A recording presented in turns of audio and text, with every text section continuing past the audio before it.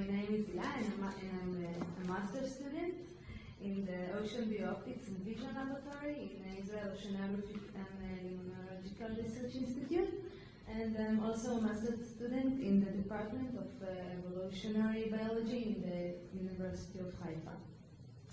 So today I will speak about the light pollution in ocean from infrastructure installation and its effect on zooplankton distribution.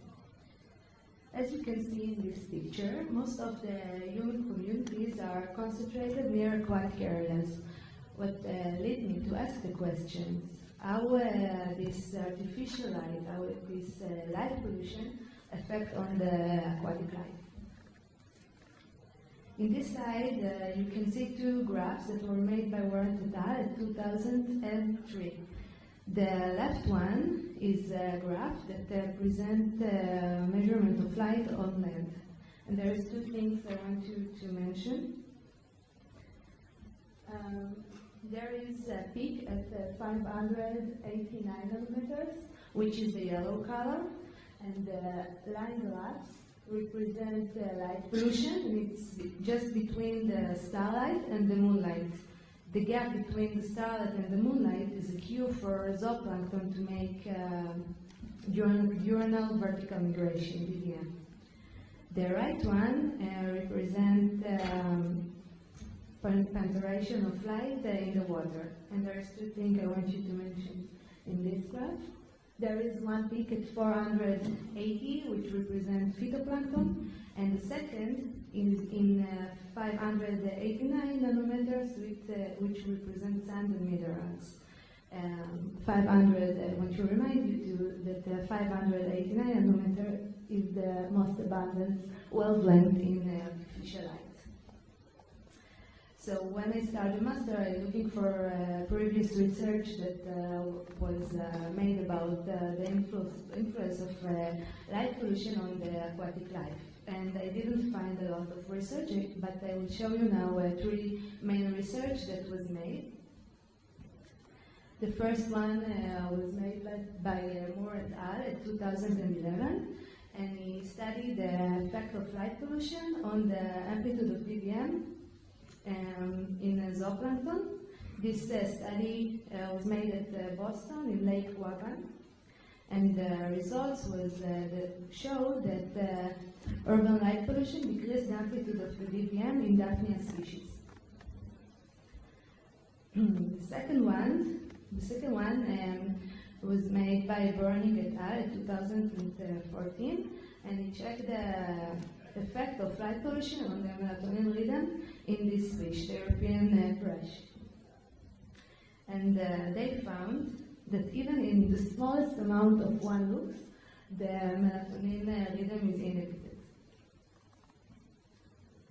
The last one was made by Davis et al. In 2015, and he checked for the effect of white lead light on the composition of marine epifaunal communities. And they found 5 species that were significantly affected by the white lead light. 2 species of crustacean, 1 of annelide, 1 of tunicata, and 1 of hydrozoa. I didn't find any data of the amount of light that penetrates to the sea, and I didn't find the data that talk about the effect on zooplankton. So my research objectives are to measure the light penetration into the water from infrastructure installation of power plant coal pier in the Mediterranean Sea and from cities light in the Red Sea. After I measure the light, I check for effect between the underwater light pollution and zooplankton spatial distribution. So I have 2 study sites. The first one in Hadera, the Mediterranean Sea. There are 7 stations, which the most light polluted station located 50 meters from the edge of the coal pier, and the darkest station located 3 kilometers from the edge of the coal pier. All the stations was parallel to the shoreline, and in approximately of 25 depth bottom.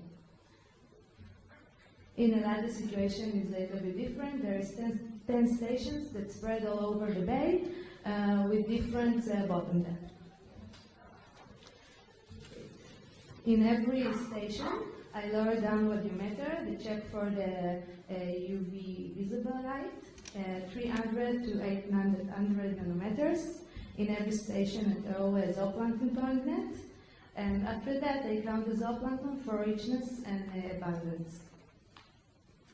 Okay, now we talk about the results of light intensity in the Mediterranean Sea.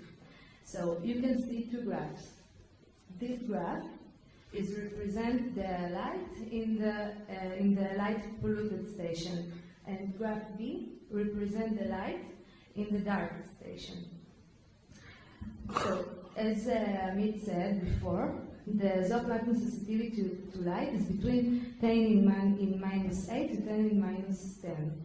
As you can see, this is over this graph, and the amount of light that I measure until 5 meters are in 5 to 8 order of magnitude higher.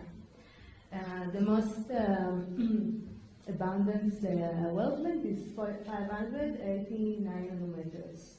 One more thing I want to mention is that diffuse saturation coefficient in the light polluted station was in 4 times bigger than the diffuse saturation coefficient in the darker station. As you can see in this graph, there is no air bubbles, and the reason for that is that in the 1.5 upper meters, there is a huge variability that's caused by water and waves. When we go deeper, only the yellow color, the 589 nanometers, it gets stable, and with standard error that is less than 10%.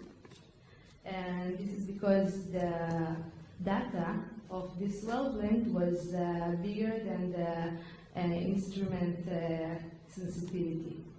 The other wavelengths, 395 and 665, get data that is lower than the sensitivity of the instrument. Okay, after that I counted the zooplankton, and I found 4 groups that were in a much more amount in the darker station, the black bars, and it's Copepoda, Tetrapoda, Cladocera, and Chetulnata. I found 2 groups only in the darkest station and not at all in the light polluted station, which are Ostropoda and Stomatopoda. When I took Shannon index on this data, I found that the diversity of the light polluted station was 1.2, and the diversity for the darkest station was 1.7. This similarity between these two stations was 4% only. Okay, now I'm talking about the Red Sea.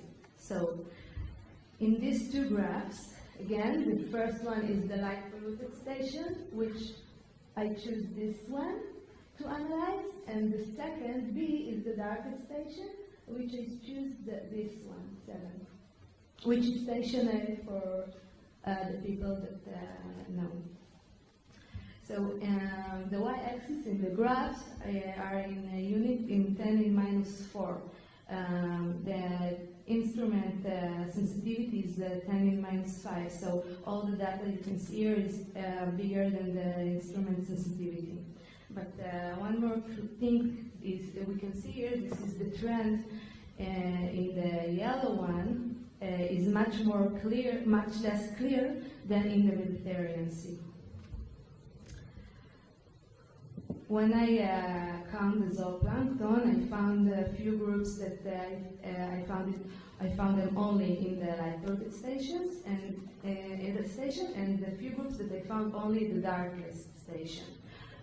Only the darkest station I found Polycheta and Cephalinia. In the light polluted station. I found Tintinida, seawater larva, Zoea, Gastropoda, and krill. When I took again Shannon index, the diversity of station S1, which is the light polluted, is 0.83, and the diversity for the light polluted station is 1.62, and the similarity between these two stations was 55%. Again, much less clear than in the Mediterranean. So, conclusions for the Mediterranean Sea. Light pollution is correlated with spatial distribution of zooplankton. Zooplankton abundance decreases with increase in light intensity. The artificial yellow light is the most abundant in the seawater until 5 meter depth. Light pollution from the coal pier of the electricity company penetrates distance that's bigger than 3 kilometers. And the light pollution intensity is above the zooplankton, their shoot sensitivity.